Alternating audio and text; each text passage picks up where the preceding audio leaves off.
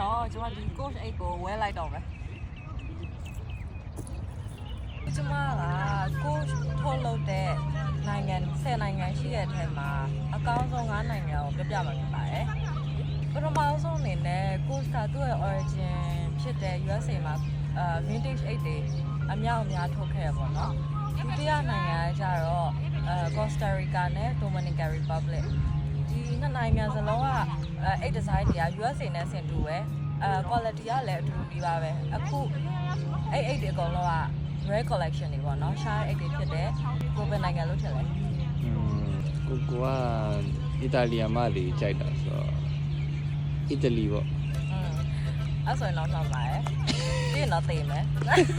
အီတလီနိုင်ငံဖြစ်ပါတယ်ကိုကအီတလီကိုဘာလို့ outsource ပေးခဲ့လဲဆိုတော့သူက classic ဖြစ်တဲ့ high end collection ကိုထုတ်ချင်တာပေါ့နော်အဲ့တော့ Europe မှာသူတို့ market ကို expand လုပ်ခဲ့တယ်ကျွန်မပြစရာ sample တစ်အိတ်ရှိရပေါ့နော်ဥပမာတစ်အိတ်ထဲလားတစ်အိတ်ပဲရှိရရှိဈေးကြီးတယ်ဒီလိုလေဒါဆို original medicine collection ပေါ့နော်ဖွင့်လိုက်မယ်ဆိုလို့ရှိရင် Hello ဖွင့်လေအိုးလောက classic medicine collection leather က luxury leather hardware တွေဆိုလို့ရှိရင်အီတလီမှာရှိရဲ့ oldest manufacturer ammunition manufacturer လို့ခေါ်တဲ့ဘာလဲ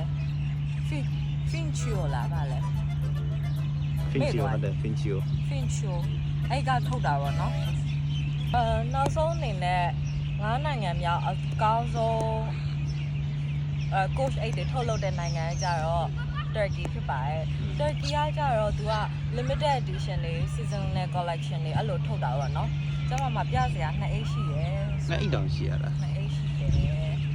ရှာပါကာလေးပေါ့နော်သူကဒါကဟိုဟာ2005 limited edition ဆိုတော့vintage 8တွေဆိုလို့ရှိရင်ဒီလို original dust bag လေးနဲ့လာတာပေါ့နော်ရမလားအားလေးပါအားလေးလွယ်ပြမယ်ဒီလိုလေနောက်တစ်ချက်နောက်တစ်ချက် original dust bag နဲ့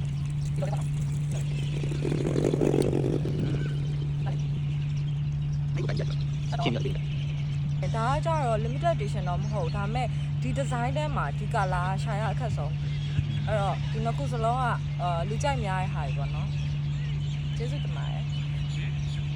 ဒီနိုင်ငံဖြစ်တဲ့ USA မှာဘာ